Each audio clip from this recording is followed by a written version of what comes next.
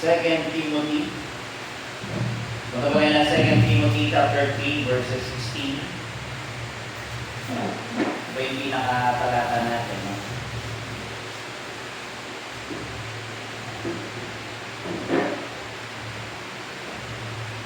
Sabi ko dito, babasahin ko sa 2 Timothy chapter 3 verses 16, 17. All scripture is given by inspiration of God and is profitable for doctrine, for reproof, for correction, for instruction in righteousness, that the man of God may be perfect, truly furnished unto all good works.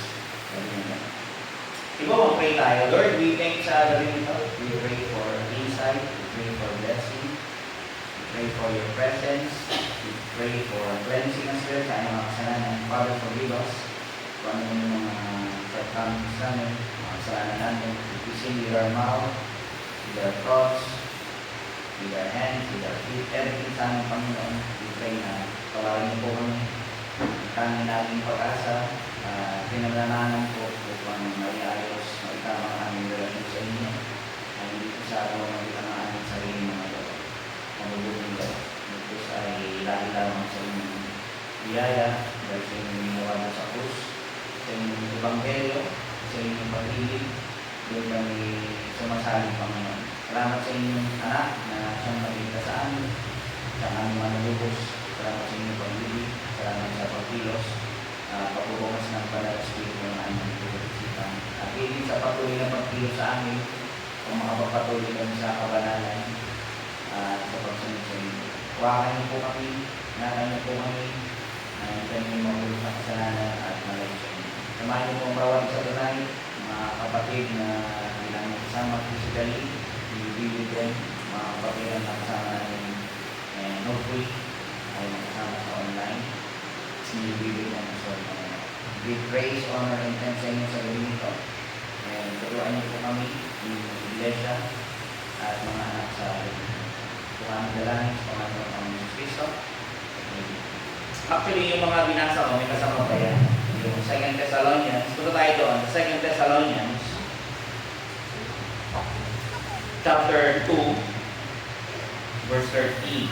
Sabi dito, 2 Thessalonians chapter 2, verse 13, but we are bound to give thanks always to God for you, brethren, beloved of the Lord, because God had from the beginning chosen you to salvation through sanctification of the Spirit and belief of the truth. So kung makita nyo doon yung part na belief of the truth, sabihin na nampalataya sila doon sa katotohanan, kanina binasa natin, yung scripture daw, pinagbumalan ng doktrina, at lahat ng bagay na dapat nating malaman tungkol sa Diyos at sa ibang mga bagay. Yung 2 Peter chapter 1 verses 20 hanggang 21, alam ko na daanan na natin yan last time nung nag-preach ako about the Bible is the Word of God. Okay? Pero ngayon, kung baka naalala ninyo, no? Parang, Pastor, dinaanan mo na yan, yung mga passages na yan. Tama po, nung nag-preach ako last time. Pero ngayon, ang title ng aking message ay Biblical Authority. I hope makita niyo yung difference. Okay? Kasi parang same passages yan, baka parehas lang. I hope makita niyo yung difference. Yung title ng aking message ay Biblical Authority. Okay? Kung malala niyo last time, nung nag-preach ako ng 7 last sayings, may part doon na nabanggit ko yung Baptist distinctives. Okay? May ganun akong nabanggit doon. Tapos, doon sa ito, bagong series. Baptist Distinctives. Okay? Yun yung series natin ngayon. Kasi last time, natapos na tayo doon sa 7 last sayings, no? Last week. Tapos na. So, ngayon, we'll try na magkaroon na, yung kanina binanggit ko na parang related ito, na nabanggit ko yung Baptist Distinctives, actually doon sa not directly doon sa 7 last sayings, pero doon sa yung sa 2 officers in the church. Matagal na yun, matagal ko nang na-preach. Yung message na yun, ipipreach siya madalas, part siya ng Baptist Distinctives. Okay? Ganun yung idea. Pero ano ba yung Baptist Distinctives? Para hindi ko ninyo alam. Yung Baptist distinctives, ito ay set of biblical doctrines na hinahawakan ng mga Baptist. Okay? Kumbaga ito yung mga doktrina na nagpapaiba sa atin doon sa iyong mga group. Ganun yun ha? Ang try na mas madali natin maintindihan. Hindi ko alam kung aware kayo doon. Yung iba hindi aware no? Pero ito yun. We have to know this. Okay? Kung hindi pa ninyo alam, it is a good time para malaman nyo. Kung matagal na ninyo itong narinig or hindi na kayo aware, mahalaga na malaman ninyo. Actually, dito bago na parang hindi ko na tinuro. Tinuro ko na yung mga doctrines na yun. Okay? Pero yung parang inilagay ko sa ilalim ng umbrella ng series ng Baptist Distinctives, parang hindi lang yung bago sa akin. Pero yung mga doctrines na laman ng Baptist Distinctives, hindi yan bago sa bawat yan sa atin. Yung iba siguro, ano yan eh, alam na yan. Mahalaga na malaman natin ito kasi alam niyo kung bakit. Kasi ngayon, though in reality, maraming mga Baptist, hawak pa rin nila yung mga doctrines na to. Pero marami din, nagpo-fall away na sila. Hindi na nila sinasampalatayaan yan. Hindi na nila inahawakan yung mga doctrines na yan. So, kaya mahalaga na aralin natin, maunawaan natin yung tinuturo ng Biblia. Nakasulat naman sa Bible na magkakaganon yung mga tao. Makalagay sa 2 Thessalonians 2:3. Ang sabi, let no man deceive you by any means, for that day shall not come, except there come a falling away first. Dito yung context about doon sa mga signs ng pagdating ng Panginoon Kristo. Na part doon ay magkakaroon ng pagtalikod. Okay? Kasama doon yung pag-rise ng Antichrist. Sa 1 Timothy chapter 4 verse 1, dinanggit din doon na talagang darating yung panahon na talagang yung mga tao. Sabi doon, now the Spirit speaketh expressly that in the latter time, sa hinaharap, pagdating ng panahon, sabi ni Paul, sa time ko ni Paul ha, sinabi niya na, sa time natin, na-experience natin yung ganito, that in the latter times, some shall depart from the faith, sabi niya gano'n.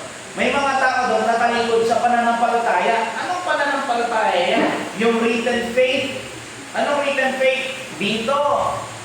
Yung mga aral na magaling ng Biblia, ng salita ng Diyos, hindi na nila hahawakan, hahawak sila ng mga doctrines ng devil. So sabi nga nito, giving heed to seducing spirits and doctrines of devils. Merong doktrina ang Diyos, doktrina ng Diyos, meron din doktrina ng mga demonyo. Yun ang sinasabi rito ni Paul. Darating yung mga tao, ayaw na nila yan. For the sake ng natin, ng study natin, at least aware kayo. Usually, ginagawa ko dun sa mga natin, yung mga Baptist, meron silang mga Baptist distinctives. Ginawa nila ng acronym para madali maintindihan. Na kumbaga, para madali silang ma-differ, or ma-differentiate dun sa ibang mga groups. Madali mo makita yung contrast nila dun sa ibang group, naglagay sila ng acronym. Yung Baptist, B-A-P-T-I-S-T-S. Madali yan Baptist. Dito original sa akin, pero I'd like na i-share sa inyo, this is from yung acronym niya na Lancaster Baptist Church. Yung una doon, yung letter B is Biblical Authority. So, yung pinaka-lesson natin, para may idea na kayo, na gagawin natin ay aaralin natin bawat isa yun. B-A-P-T-I-S-T-S. Pero may gagawin ako. Kasi yung iba doon, na ituro ko rin selfie lang, kaya gagawin ko, lalaktawan ko yung iba. Okay? Saka iba parang madalas ko na may tuturo. So, may pinili lang ako doon na parang bihira akong matouch, kaya ipipraise ko yun. Pero babangin mo naman sa inyo. Pero yung una doon, letter B is Biblical Authority. Nang ibig sabihin, tayo as Baptist, we look doon sa Bible na ito yung ating authority para sa ating pananampalatayang mga ginagawa. Okay, this is our basis. Ano yung pinaniniwalaan mo, Pastor? Dito galing yun. Bakit mo ginagawa yung mga ginagawa ninyo? Dito galing yun. Naniniwala tayo, katulad ng naaral natin last time, and looking sa Bible, the Bible is inspired, ang sabi, inerrant, infallible, and authoritative. Ito ay may authority over us all. Ito yung masusunod sa buhay natin. Kaya dapat yung buhay natin, dito natin i-pattern. Especially, yung gawain natin as a church. Kung ano ba yung mga ginagawa natin dito, ano yung mga activities natin, dapat dito natin yung makikita. As a church and as an individual. Dito nyo isusukat yung sarili nyo. Yung life ko ba is in accord dito? Yan. Biblical authority. Dito tayo mag-focus mamaya pero babalikan natin. Yung A, autonomy of the church. Naniniwala tayo, and as we study yung Bible, na yung church doon ng Panginoon sa Kristo ay nandun yung autonomous, ang idea, self-governing. Okay? Di ba ganun tayo? Walang church na ihimasok dito. Meron ba? Wala. Bakit? We believe doon sa autonomy of the church. Na tayo as a local church dito, as a local Baptist church, tayo yung concern sa group natin, sa assembly natin, lahat ng issues natin, dito natin inaayos. Hindi natin hinahayaan may mag-intervene na iba. Di ba? That's autonomy of the church. Hindi tulad ng iba na may mga grupo, pag may problema, pupunta yung mga galing dun sa ibang simbahan, pupunta ng simbahan nila, sila ang mag-aalis dun sa kanila. Tayo, we believe doon sa autonomy of the church. Yung mga internal issues natin, tayo lang yun, mag-aayos nun. Though may autonomy tayo, na tayo yung parang nag-decide doon sa mga decisions natin, ginagawa natin yung democratically, di ba? Nag-uusap tayo ng maayos. Pero nonetheless, yung church is governed by a king. Hindi ako. Okay? Ang Panginoon sa Kristo. Kasi ang head ng church ay walang iba kundi ang Panginoon sa Kristo. Nandito ako nagtuturo, nangangaral, ginagay ko kayo. I'm trying my best to do yung aking pastoral duties. Pero on the other hand, remember always na yung head mo ay walang iba kundi ang Panginoon sa Kristo. Kasi ako din, ang head ko, ang Panginoon sa Kristo eh. Siya din yung aking dapat sundin. By God's grace, yung mga decisions natin dito, collectively, though ginagawa natin democratically, we pray na nandun yung paggabay ng banal na spirito palagi doon sa atin. Letter P, yung priesthood of believers. Naniniwala tayo na bawat mananampalataya can directly go to God. Kasi bawat mananampalataya, according doon sa Hebrews 4:14 hanggang 16, 1 Timothy chapter 2 verses 5 hanggang 6, and 1 Peter chapter 2 verses 5 hanggang 10, yung mananampalataya daw ay mga priests. Tayo ay part ng priesthood. Sabihin, tayo yung pwede nang lumapit sa Panginoon directly. Hindi natin kailangan ng pari na mag-uumpisa ako. Kakausapin mo siya para siya yung magsabi sa Diyos kung ano yung mga nangyayari sa akin. Hindi mo kailangan ng bakit. Kapag tayo naligtas, tayo ay ginawang priest ng Panginoon. We can directly pumunta sa Ama sa pamamagitan ng Panginoon sa Kristo. Kasi siya nga yung, di ba, hinati niya na yung tela para magkaroon tayo ng access sa Diyos that we may be able to come to the Father through His Son, the Lord Jesus Christ. Letter T, two offices within the church. Ano yung two offices? Pastor and deacon. Diba lang yan? Nakaka-preach ko lang yan. Part ito. Okay, dito parang ito palang part na to, makikita nyo ng distinct tayo sa iba. Sa ibang mga Christian so-called na groups. Yung mga Presbyterian, iba yung way nila ng leadership. May plurality of elders. Diba? Merong mga hierarchy. Sa Catholic naman, merong hierarchy ng leadership. May mga bishop o bishops, mga ganun yung style nila. Mga Pentecost, iba din, may apostles naman sa kanila. Doon sa leadership structure ng kanilang organization.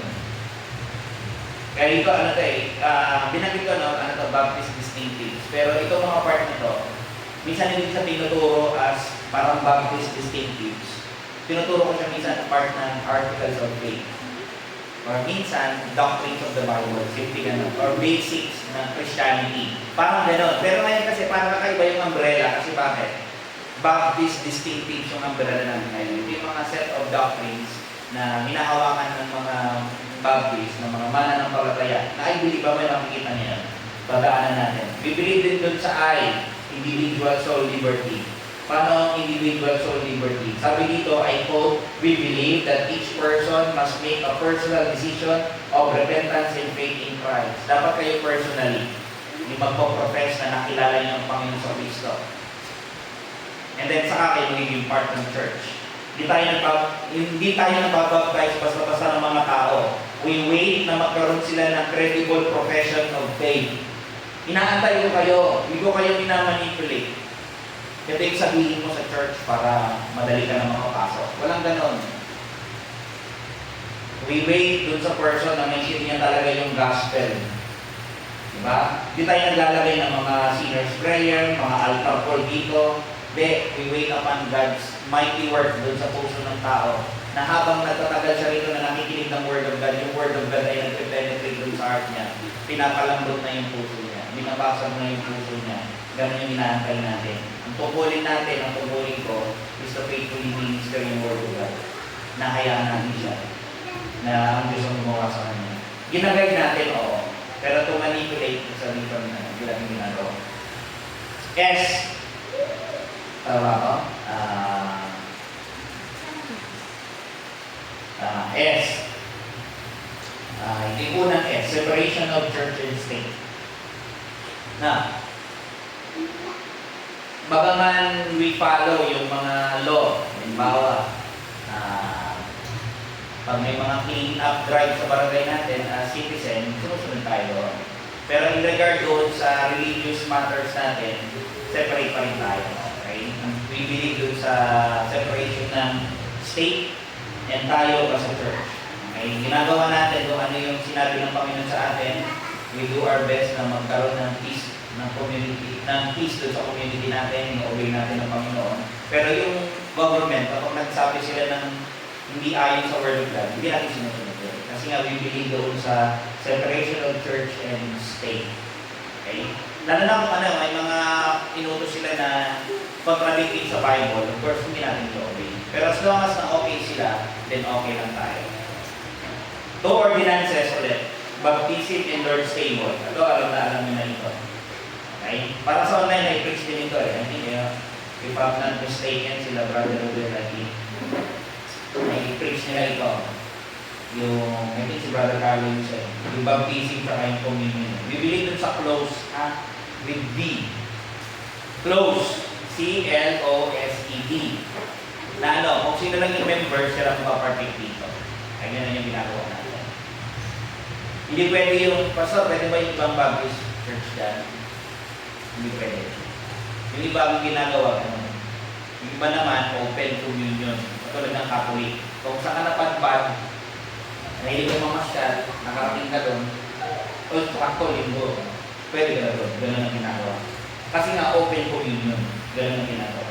And then lastly is yung last S, separation and personal holiness. We believe that, sabi rito, I quote, we believe that Christ's ultimate sacrifice demands our complete consecration. Gusto rin yung pamumuhay natin ng banal, and we desire that our daily living would reflect the holiness of our great God. Na yung personal natin, we do our best. Ito yung ano daw, distinct pa sa mga Baptist, yung mga Christians, yung mga tunay na mananampalataya. They try their best by God's grace. They strive na mabuhay sila ng banal. Iniiwasan nila yung mga kasalanan sa buhay nila, sa paligid nila. Maraming variation ito, itong Baptist na acronym na ito. Minsan yung T, yung 2 ordinances at 2 officers ng church, pinagbabaliktad. Minsan naman yung S, pinapalitan. Yung either doon sa dalawa. Pero ay usually itong huli, yung separation and personal holiness, pinapalitan ito minsan na ang nilalagay nila, saved, baptized, membership. Unique yun. Tayo, katulad nito, hindi tayo naglalagay ng mga manipulative approaches. So, in-expect natin na yung magiging part ng members natin as we look sa studies, as we study sa Scripture, yung mga nakakilala sa Panginoon, yung nag-profess, then sila lang yung ina-acknowledge sa atin na magiging part ng members, sila hindi na-baptize sa atin. Diba? Hindi tayo nagpa-practice ng infant baptism para dumami yung member. Hindi natin ginagawa. Okay? Mga ano yan, Presbyterian, Catholics ang mga gumagawa na. Ayan. Sa akin, yung ganito, yung mga binanggit dito, okay lang yan. Kahit pagpalitin nila yung S or mayroong mga variation, okay lang sa amin yan. Pero actually, ito yung gusto makita nyo. Pinapractice naman natin yan, saka tinuro ko na yan. I hope i-believe yung mga bagay na yan. Bilang mga Baptist, bilang mga mananampalatayang nasa affiliation ng ng Baptist, we don't read dun sa Baptist distinctives lang dahil yun ay parang Baptist distinctives. Pero, bibili doon kasi yun naman talagang tinuturo ng Bible. Okay? Marami pang mga distinctives yung Baptist na sa kanila lang. Ano yun? Doctrines of grace, yung sovereignty of God, yung second coming of Christ, the establishment of literal 1,000 reign of Christ. Mga distinctives yan eh. Ang Catholic, di na naniniwala sa 1,000 year reign. Kasi amillennialist sila. Yung mga Presbyterian, hindi na din, amillennialist sila. So makikita mo dito, bilang Christian na nasa Baptist lineage, may kita mo na, ito pala yung hawak ng mga unang mananampalataya. Ito pala yung mga scriptural doctrines na hinahawakan nila nito. Kaya kung tayo ay Baptist, tayo, mahalaga na malaman natin ito, maalala natin ang mga ito, maintindihan natin ang mga ito. Okay? Mahalaga na malaman ninyo bakit kayo Baptist. Okay? Alam niyo ba ba't kayo Baptist? Kasi Baptist ka, Pastor, nilagay mo na ng Baptist siya. Kaya Baptist tayo. Hindi po ganun yun. Kasi ngayon, pag tinanong mo yung mga tao, ano ba yung Baptist, Pastor? Sasabihin nila, ano yan eh? Ano yan? Denomination yan. Sect yan ng religious denomination. Pag chinek nyo nga naman sa dictionary, kahit yung ordinary na dictionary, pag nabasa mo yung Baptist, sasabihin nga naman talaga doon, religious denomination. Pag ihiro, okay naman, tama nga naman, denomination nga naman siya or sect. Pero I don't like na maging ganun yung definition. Lang, okay? Though tama naman na yun, pero mas may higit pa doon na magandang definition, what is a Baptist? Ano bang ibig ko sabihin kapag sinabi natin Baptist? Sagutin natin yun in a doctrinal and historical point of view. Anong ibig ko sabihin? Ako ay Baptist. Kasi ayon doon sa biblical history, yung sa Bible. Pag chinek mo yung mga mananampalataya, if we compare yung belief ng mga mananampalataya sa New Testament, and then doon sa belief natin, sobrang lapit. Ngayon, marami nang ginaniniwala doon sa na sa sovereignty ng Panginoon. Hindi sila naniniwala sa doctrines of truth. Na ang Diyos lang ang nagliligtas. Marami free will. Free will. Diba? Magtanggap ka, ganun ang gawin mo, tumayo ka doon sa harap. Yung mga ganun ngayon eh. Yung Baptists are the closest doon sa mga New Testament believers. Yung Baptist, hindi niya ina-identify, ito distincto. Yung Baptist, hindi niya ina-identify yung sarili niya doon sa Reformation. Hindi siya Reformed. Hindi din siya Catholic. Separate siya. Doon hindi ko sinasabi na parang pasod, distinct tayo na yung Baptist, parang tayo lang yung closest doon sa New Testament. Most likely, tayo lang din yung mag-say. Hindi naman. Hindi ko naman kiniklaim yun. Kasi ang Diyos ang nagliligtas eh. Pwede mo doon sila sa mga churches na corrupted, pero they hold on doon sa sa kaligtasan. It could be na tama sila doon. Tama yung understanding nila ng salvation, pero marami din sila na hawak na mali. Corrupted church ng dating. Pwede ba yun? Pwede, hindi naman ako Diyos totally. Maalam yun. Pero di ko kiniklaim na parang tayo lang naman sa'yo. Okay? Hindi ko kiniklaim yun. May mga nabasa ako, may mga historical data, tulad ng The Trade of Blood, by J.L. Carroll. Sinasabi niya na yung mga Baptist daw, nung inaral niya, galing ba yung sa Paulicians, Waldenses, and Anabaptists. Ito yung mga around na to, mga 300 AD, 400, 500, 600, gano'n. Yung mga AD. Parang doon daw nag-start sa kanila yan. Pag in-identify mo daw yung history ng Baptist ngayon, yung modern Baptist, galing yan daw doon sa 1600, tapos nung chinek nila yung mga Baptist pa ng mga nauna, hindi daw sila Baptist noon. Ang tawag sa kanila, ang tawag daw ay Paulicians, ang tawag daw ay Waldenses, ang tawag daw ay Anabaptist. Yun ang sinasabi niya. Na later on, ang kiniklaim ni J.M. Carroll na yung Baptist ngayon, nag-descend sila doon sa mga sinaunang Christians na yan, na iba ang tawag sa kanila. Okay? Pero ang idea niya, yung mga believers noon, ngayon, pag naghawak ng totoong doctrine, tumawid ng maraming generations yung doctrine. Ngayon, pag inisip natin ang sinasabi niya, ngayon sa Baptist, sila yung closest doon. Sila yung nag-hold ng mga apostolic doctrines. Yung mga doctrines ng mga apostles.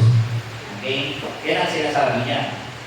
Kaya lang, medyo ako personally, kasi yung question, yung may question din ako doon. I question din yung ano na yun. Kasi dahil doon sa book na yon, lumabas kasi doon yung landmarkism eh. Nagkaroon ng doctrine ng church successionism or Baptist successionism. Hindi naman ako nag-ascribe doon. Kasi hindi natin ma-verify kung directly na galing talaga tayo doon. Paano, anong document yung magpo-prove? So, hindi ko maano yung book na yun, hindi ko tinatanggap entirely yung book na yun. Though I appreciate yung historical data na makikita natin doon. Kasi most din ng tenets ng landmarkism, hindi ko tinatanggap. Yung landmarkism ay na overview. They believe na Baptist yung bride daw ng Panginoon sa Kristo. Baptist lang. Pag nasa ibang denomination ka daw, hindi ka daw bride of Christ. Tapos nire-require nila na sa kanila ka mabaptize. Pag di ka nabaptize sa kanila, hindi ka raw bride of Christ. Pag nasa heaven ka na, pwedeng ligtas ka daw, pero bisita ka lang daw. Gano'n naman yung belief nila. Hindi mo ako naniniwala daw kasi automatically kapag ikaw ay mananampalataya, ikaw ay blood-bought, tinubos ka ng dugo ng Panginoon sa Kristo. So automatically, ikaw ay part ng bride. Wala dito sa atin kung tayo mananampalataya, niligtas tayo ng Panginoon. Wala yung mangyayari na pag namatay tayo, bisita lang pala tayo doon sa wedding na mangyayari. Audience ka lang pala. Walang ganon. Basta ikaw ay blood-bought. Tinubos ka ng dugo, ikaw ay mananampalataya, ikaw ay bride of brides, one of the bride ng Panginoon sa Kristo.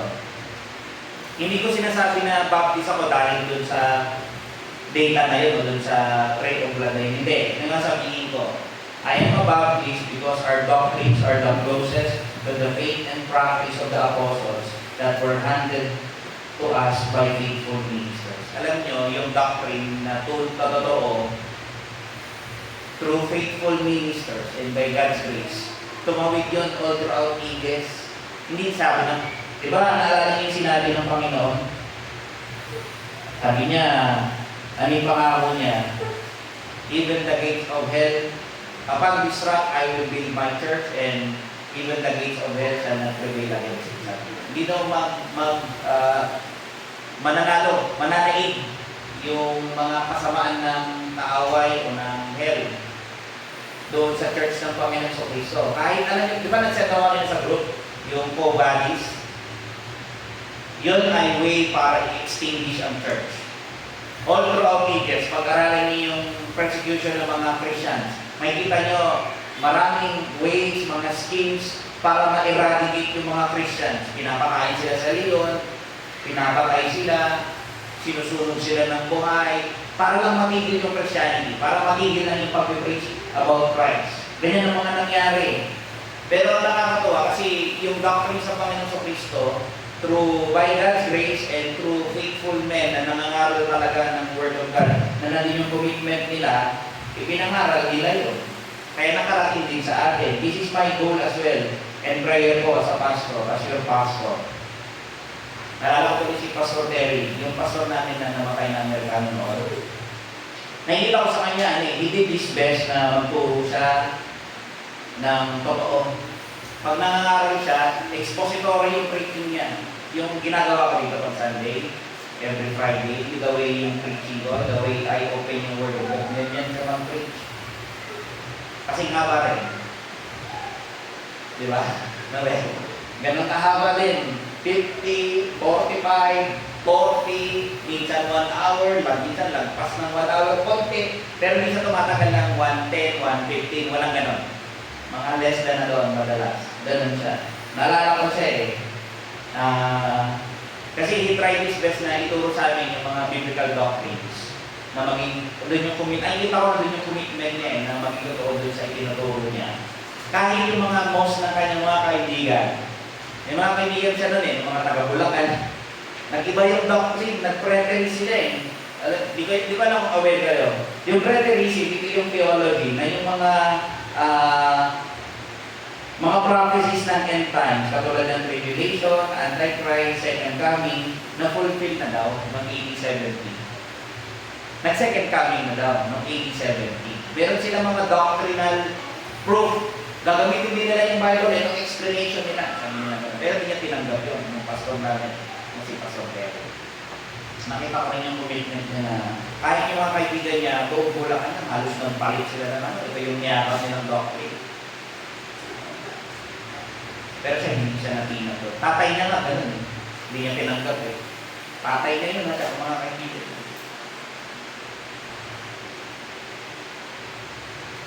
Ginawakan pa rin niya na may darating na literal millennial reign ng Panginoong Kristo, babalik ng Panginoong Kristo. Ikat yung Baptistic doctrines, yung mga biblical doctrines. Yan. Matay na siya. Yung ginawa ng Pastor Pedro, dinuon niya yung mga biblical doctrines. I would say, yung mga Baptistic or Apostolic doctrine from the Bible. He tried na ituro yun faithfully, expository, katulad ng mga ito kanina. Ito, makita nyo to. Sana, let's think of it. Ako personally, I believe that in all generations, there are faithful pastors and believers that carefully and faithfully studies the Bible to ascertain the Spirit's true teachings like the Philadelphian Church in Revelation, who kept the Word. Ito yung mahalaga na magkaroon, na kahit ano yung tayo, nandito tayo sa time natin, kahit ano nangyayari, yung commitment natin, dapat malaman ko ano yung true teaching ng Scripture. Ako sinangawa ko, kahit anong ginagawa ng maraming tao, tumatalikod man sila, ako na lang yung umahawak nito, naniniwala nito, mukha na akong KJ, it doesn't matter, basta malaga maging faithful tayo sa Panginoon, katulad ng Philadelphia Church, doon sa Revelation chapter 3 verse 7, punta kayo doon, sa Revelation chapter 3 verse 7, and to the angel of the church, 3:7 ng Revelation, in Philadelphia, write, sabi niya meron, this thing say, he that is holy, he that is true, he that hath the key of David, he that openeth and no man shutteth, and shutteth and no man openeth, I know thy works, sabi niya gano'n, ano po yung mga ginagawa mo? Mga experiences mo, behold, I have set before thee an open door, and no man can shut it, for thou hast a little strength. Alam ko na, i-preach ko na ito noon eh. Yung I know thou hast a little strength. Alam yung church na to, konti lang sila. It may speak about doon sa kanilang dami. Sabi din ng Panginoon, hindi naman ito about physical strength na, alam, I know you have little strength. Ano, nangihina silang lahat. Hindi ganun ang idea. Konti lang daw sila. Sa time na to, nung sinulat ni John toward para doon sa mga taga-Philadelphia, sabi ng Panginoon Kristo, alam ko kayo, kilala ko kayo, ilan kayo, ano yung nangyayari sa inyo. I know, iilan lang kayo, pero ito maganda. Pero ito alam ko, you have kept the word. Okay lang, konti. As long as you're keeping the true word, the true doctrine, sila yung kinokomment ng Panginoon. Sabi niya, alam niyo, you kept my word and has not denied my name. Yan ang sabi ng Panginoon. Behold, I will make them the synagogue of Satan, which say they are Jews and are not, but do lie. Behold, I will make them to come and worship before thy feet and to know that I have loved thee. Iniibig sila ng Panginoon. Sino? Yung mga nagtatapat sa Kanya, yung faithful sa Kanya, yung humahawak ng Kanyang mga tamang aral, yung tunay na aral. Ito mga early believers ito. They hold on doon sa apostolic Christian doctrine, mga biblical doctrines ito. Ako naniniwala ko na preserve talaga ng Panginoon yung doctrine. Andito na nga preserve yung word, preserve yung doctrine. May mga tao na talagang ginabayan ng Panginoon para magpatuloy yung kanyang church, mag-perpetuate yung church. Tayo sa Christians, yung commitment natin dapat nasa Panginoon, nandun sa kanyang salita, preserve niya na ito, down, papunta sa mga generations. Kung yung naalala ko si Pastor Terry, yung pastor namin ngayon, sabi ko kanina, kung tinignan ko siya, yung na-appreciate ko yung commitment niya. Ngayon, habang iniisip ko siya, nung inaaral ko yung message nito, iniisip ko yung sarili ko. Ako, ganun din ako na mamatay. Yung commitment ko, i-preach ko yung totoo. May ma-open man. As long as totoo, as long as biblical.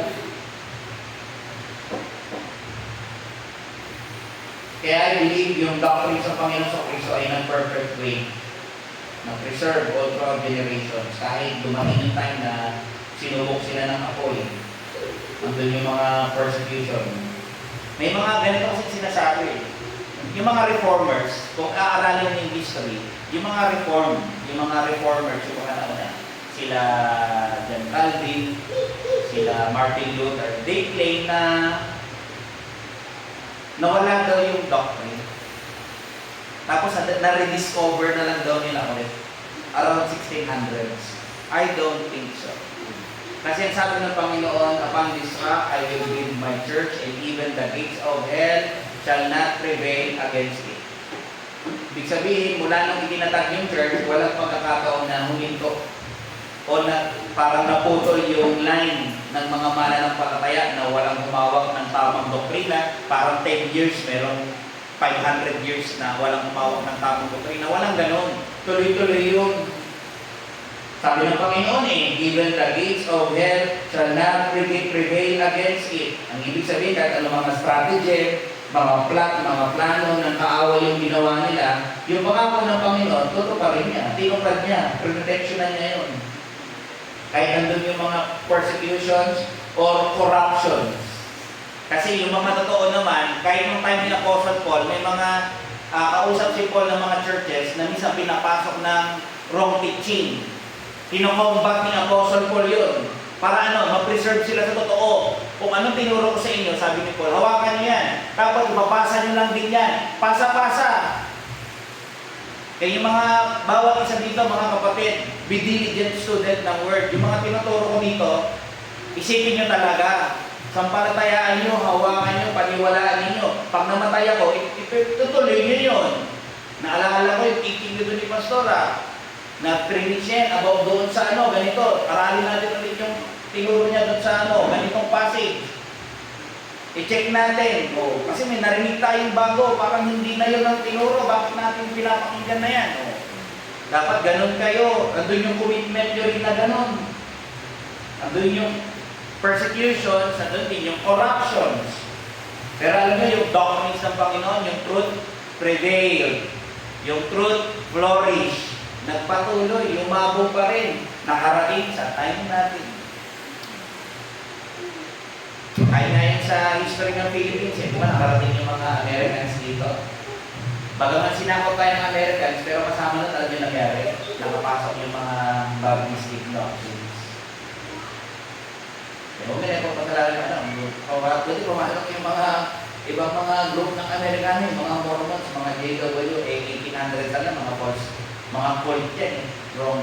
Hindi Christian siya, matutuusin They claim Christian sila, pero yung doctrine nila hindi apostolic. Hindi talaga Christian doctrine, hindi biblical.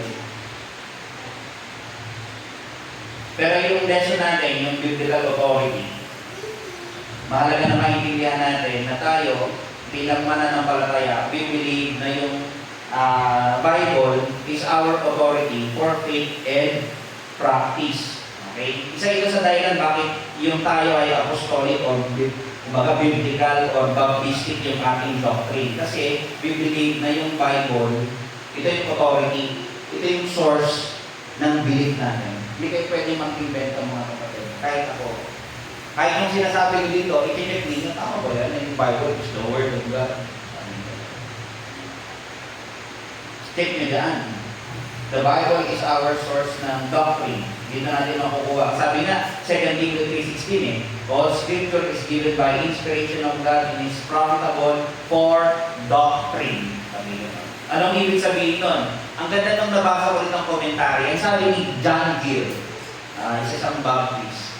Yung mga komentary na binabasa ko minsan o kinokote ko, minsan sila Albert Barnes, minsan sila Adam Clark. Hindi sila pare-parehas na parang isa doon, parang hindi ko alam kung sino doon. Parang si Clark, parang Anglican. Pero si Barnes, I think, Presbyterian siya. Presbyterian scholar. Ito naman si John Gill ay Baptist talaga siya. Okay? Pero yung part na ito, as I look doon sa kanyang commentary, ang ganda ng part na sinabi niya, sabi niya, nung sinabi daw ni Paul na itong salita ng Diyos ay given by inspiration of God, God breathed yan, then yung kinasihan ng Diyos yan, hinimihan niya ng Diyos, buhay yan salita ng Diyos, mapapakinabangan natin yan for doctrine. Anong ibig sabihin ng doctrine? Kapag binabasa natin daw yung Bible, dito natin madidiscover yung tamang aral. Sabi nga, for the discovering, illustrating, and confirming any doctrine concerning God, the being, persons, perfections of God, concerning the creation and fall, concerning the person and offices of Christ, redemption by Him, justification by His righteousness, pardon by His blood, reconciliation, atonement, eternal life, and many others. Dito, Lord, guide me. Show me the truth. Ito yun. Dito yung papapakinabangan sa Bible. Kaya ito yung tinitingnan natin. Kung ano yung nagagawa dito sa church, ano yung mga dapat natin paniwalaan, dito natin titignan. Kasi we believe. This is our authority. We believe dun sa biblical authority for our faith. Kung ano yung mga dapat yung paniwalaan, dito natin makikita. Para natin ma-discover yung tamang teaching ng Panginoon. By humble reading the Bible, mag-pray tayo ng wisdom, and properly interpreting the words of the Bible. Magkaroon tayo ng attitude na humble. Lord, hindi ko alam ito on my own. This is a spiritual book. I-guide niyo po ako para maintindihan ko. And then, mag-pray ka. Magkaroon ka ng humble attitude. Mag-pray ka. Tapos, i-employ mo yung proper interpretation ng Word of God. Sabi nga doon, rightly dividing the word. Nang ibig sabihin daw, ituro daw ng pastor kung ano yung mga kailangan ng mga mananampalataya. Pero kung isusubukan mo, paano nga naman yung ituturo kung ano yung kailangan ninyo, ganun dapat siya ka-aware sa word of God. Kumbaga, kung ano yung season, ano yung panahon, dapat akmat yung pinuturo daw niya sa inyo. Kung ano yung need ninyo. Yun ang ibig sabihin doon ng rightly dividing the word. Pero kung ito-try yung i-stretch, siguro tama lang na i-rightly divide ko yung word of God. No? Tama yung pag-intindi ko sa bawat words, dun sa context. Dapat ganun eh. Di ba? Ito, may nabasa ako. Kapag tayo nag-i-interpret ng Bible, kasi since ito yung source natin ng ating faith and practice, paano ko malalaman o paano ko makakarating doon sa tamang pag-unawa ko ng Biblia? Ito yung gagawin mo. You have to bridge the gap. Paano bridge the gaps? Merong several gaps na kailangan natin i-bridge. Pag tayo nag-aaral ng Bible, the language gap, the cultural gap, the geographical gap, the historical gap, para tayo magkaroon ng proper interpretation, ma-discover natin yung tamang teaching ng Scripture. Ito yung i-employ natin. Paano pag sinabing language gap? Pag inalam natin, yung original ng Bible is Greek and Hebrew and Aramaic. Paano mo maiintindihan yun? Ang blessing natin, meron tayong English Bible. Diba? Nababasa natin, alam nyo, may mas blessing pa. May Tagalog pa. At meron pa Ilocano. Di ang ganda lalo. Mas maiintindihan mo ngayon. Meron din yung dapat natin i-bridge, kaya nasa mo, marunong ka din sa language. Okay? Marunong ka rin magbasa. Paano mo na maiintindihan niya kung hindi ka nagbabasa? Kaya may mga bata tinuturo natin magbasa para later on, maturuan din natin sila ng Bible. Kasi letters ito eh. Culture. Ito, culture gap. Paano mga culture gap yan? May mga instances doon na culture na halimbawa,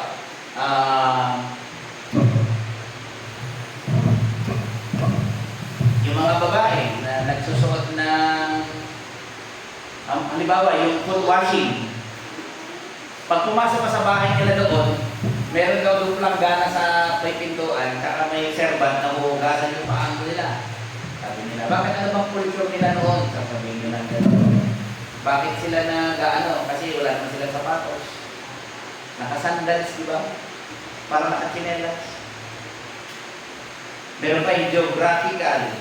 Minsan yung geographical, yung kung saan nangyari yung kwento dun sa Bible, it affects yung interpretation. Halimbawa, sa Babylon, bakit sila Daniel pinalitan ng pangalan?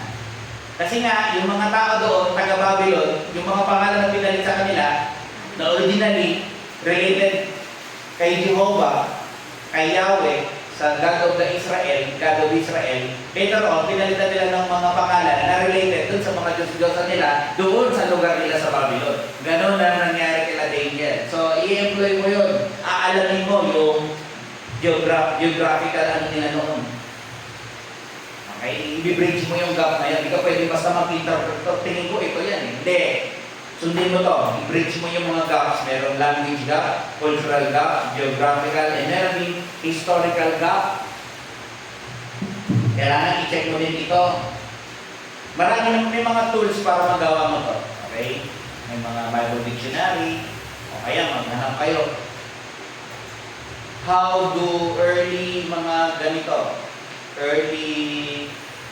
parang Jews conduct sarili nila doon sa mga meetings.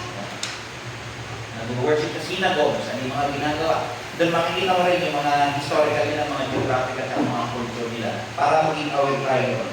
Hindi lang itong mga mag-bridge ka ng gap. Kailangan may gagawin ka ba? Nandun din yung principles to understand. Meron yung literal principle, parang katulad ito kanina. Pero ito mas malalim na. Ang idea ng literal principle, kapag yung Bible daw, ay if the literal sense makes sense, seek no other sense. Halimbawa, sabi ganon, tumakbo daw si Pedro doon sa harapan ng libingan ng Panginoong Kristo at nakita niya doon yung fine linen. Sabihin mo ngayon, baka hindi fine linen yun. Actually, ano yun? Baka ano yun? Lumiliwanag yun. Galing yun sa angel. Sabi mo gano'n. Di ba bago siya nung siya nilibing doon, di ba binalutan yung katawan niya? Inirap siya sa fine linen. Paano mo pa ano pang nasabihin mo na hindi fine linen yun? Ano yun?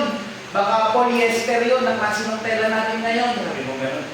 Baka silk yun, hindi yun linen. Sinabi namang linen, huwag ka na, yung ibig sabihin, pag yun na yung sense, huwag ka na mag-i-invento ng sense, maliligaw ka. Diba, sila Peter daw, ang Panginoong Kristo, pagkatapos siya mag-preach, pumasok daw sa bangka. Ay hindi, ano yun? Na-imagine ko yung barko ng tubo. Alam niyo yung barko na malaki? Ay, ganun yun. Sabi mo ganun. Ha? Sabi mo, hindi barko yun. Ano siguro yun? Ano yun? Metal yun. Sabi mo ganun.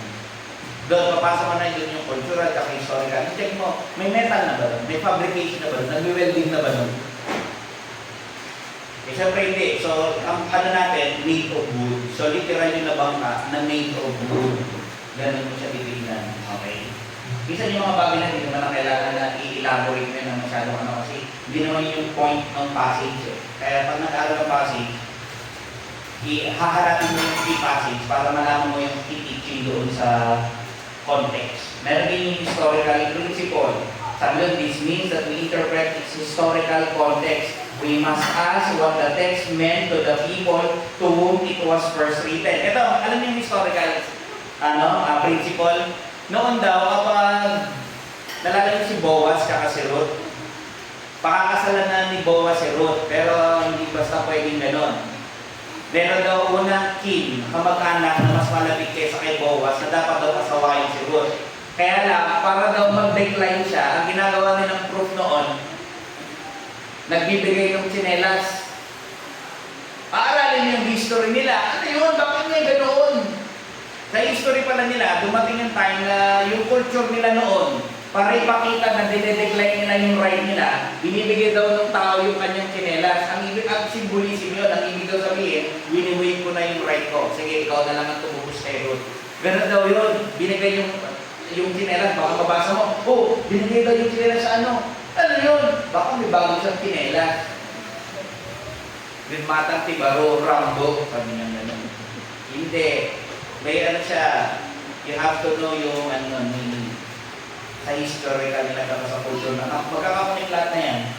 Yung grammatical, yung structure ng mga words, yung mga pronouns, yung mga he. Grammatical, hindi ka nag-a-apply dyan. Ay, ang kausap niya rito si Mary. Sabi niya gano'n. Ba't habang sabi, he? Susundin niyo yun. Merong grammatical principle, historical principle, merong literal principle, meron din yung synthesis principle. Ibig sabihin yung Bible as a whole, hindi niya nagpo-contradict. Okay? Hindi parang dalawa yung tinuturo niya. Isa lang ang tinuturo niya. Meron siyang one meaning talaga. Parang may mga seemingly contradicting passages, pero pag inaral mo siya, halimbawa, usually ginagawa nila na yung faith tsaka yung works, ginagawa nila contradicting daw yan. Yung salvation by grace, hindi daw ganun kasi sinabi daw sa Bible, without works, your faith now is dead. So kasama daw talaga yung works, sabi niya ganun. Mali, yung salvation is only by grace. Pero one of the surest truth na you have been truly saved is your life will be marked by good works. So kapag naligtas ka, magbubungay ng good works. Hindi siya magkasalungat. Yung iba, hindi nila mapagtugma. Yun ang sinasabi dito. So you have, i-apply mo yung analogia scriptura or synthesis principle. You have to bridge the gap, you have to apply several principles, and you have to avoid errors. Pag tayo nag-i-interpret, mag-a-avoid tayo ng error. Paano error? Sabi doon sa nabasa ko, I hope, this is from Keller, do not draw any conclusions at the price of proper interpretation. Sa ibig niyang sabihin, huwag mo daw parang ganito. Sabi ng Bible ganito, pero pag binabasa mo yung Bible, nagdodraw ka ng conclusion, sabi niya, yun daw ang meaning. Pero pag binabasa ko, parang hindi naman ganon. Kasi ba't niya nasabi yun? Kasi nga, hindi niya inaral mabuti. That's why, hindi ko pwedeng gawin. You have to study carefully para ma-ascertain. Avoid superficial interpretation. Yung ganito, ano yan para sa akin, ang meaning ng passage na to, ganito. Paano yun pag ikaw tinanong yung isa? Ikaw, anong meaning mo nito? Para sa akin, eto naman ang meaning niya. Ikaw, para sa'yo, ano to? Para naman sa akin, ano yun? Maraming interpretation? Isa lang ang interpretation nito, pero multiple application. Okay? So, hindi pwedeng iba-iba ang intindi mo dyan. Hindi. Pare-pares dapat tayo kasi iisa lang ng interpretation. Meron din na avoid mo daw yung do not spiritualize the passage. May mga passages na normal lang, literal, historical, grammatical sense. So, mo nang i-spiritualize. Halimbawa, pumasok daw ang Panginoon sa bangka. Ano yun? Parang pumasok sa heaven nun. Ha? Kala ko bangka. Bakit parang pagpasok niya daw doon, pakiramdam niya, nasa langit daw siyang ganon. Asa mo kinuha yun? Para lang maging maganda kunwari yung preaching mo, nilalagay mo ng ganon. Mali. Later on, magtuturo na yun kung ano-ano preaching. Kasi bakit? Hinahayaan niya yung emotion Wala na yung part dito yun. Kaya dito may kita natin, kapag in-apply natin yung mga bagay nito, truly, nagay tayo ng Panginoon to discover para malaman natin yung true teachings ng Scripture. Alam nyo, yung spirito ng mga mananampalataya ng tayo ng mga apostles, yung spirito ng mga sobrang generate sa kanila, at spirito ng mananampalataya na yan, the same spirit na naman. So we expect na tuturuan talaga tayo ng banal na spirito to know kung ano yung mga aral na ayon dun sa kanyang kalooban. Kaya nga dito makikita natin, kung ganito yung i-employ natin, may iwasan natin yung doctrinal errors. Hindi tayo magkakamali. Yung mga tinuro ko dito, by God's grace, keep mga kapatid, hawakan nyo. And then it follows na yun, kung yung mga doctrine natin, yun ang in-employ natin, biblical yung mga yan, dapat yung mga doctrines natin, maglalabas yan doon sa ating mga practice. Alam niyo yung result ng doctrine? Practice. Kapag tama doctrine, it follows, yung life natin ay tama din. So kung i-answer natin yung question na why do we do what we do, ito yung sagot. Kasi ito yung doctrine ko. Kaya yung ginagawa ko ito, bakit obedient ka? Kasi ito yung sabi ng Bible. Bakit ka nag-pray? Kasi ito yung sabi. Bakit minamahal mo yung mga kapatid? Yun ang practice mo eh. Ba't ka nagsasabi dun sa husband mo? Ba't ka nagsasabi dun sa pastor mo? Ba't mo sila nire-respect? Bakit ka nagbibigay? Kasi practice yan eh. Kasi ito yung doctrine na alam ko. This is the truth. Lahat ng meron ako, galing sa Panginoon. Kaya, ini-express ko yung aking love sa Kanya, ini-express ko yung aking worship through giving yung aking financial. By serving ng Panginoon, ba't ka naglilingkod every Sunday, every Friday, nakikinig ka, nakikipag-pray ka with the brethren? Ba't ko ginagawa yun? This is an expression of my commitment ng pagmamahal ko sa Panginoon. I'm giving my time, I'm giving my energy, I'm giving my body, my life sa Panginoon. Kaya maglalapos na ako. Kaya ko ang Bible yung ating sole authority sa ating mga buhay, both collectively and individually, as a response. At yung gusto kong gawin natin. Kung if we believe that the Bible is our sole authority, basahin natin madalas. Diyan pala nanggagaling yung ating buhay, yung ating lakas, yung ating guidance. Basahin natin araw-araw. Sabi nga doon, sabi sa Psalm 1:2 eh, that he meditate day and night. Pinagbubulayan daw niya araw-araw. Pero mahirap naman pagbulayan kung niya basahin. Basahin niya muna. Then it follows. Pag binabasa mo, minimeditate mo, and then, delight. Ano yung delight? Ikagala. One thing yung nagbasa ka, another thing yung masaya ka ba dun sa binabasa mo. Sana yung salita na dun sa binabasa natin, napapasaya tayo. Kaya minsan kahit wala kayong love life, pwede kayong maging masaya. Kasi mahal naman tayo ng Panginoon. Yung salita ng Diyos yung nagbibigay ng contentment sa atin, yung nagpapasaya sa atin.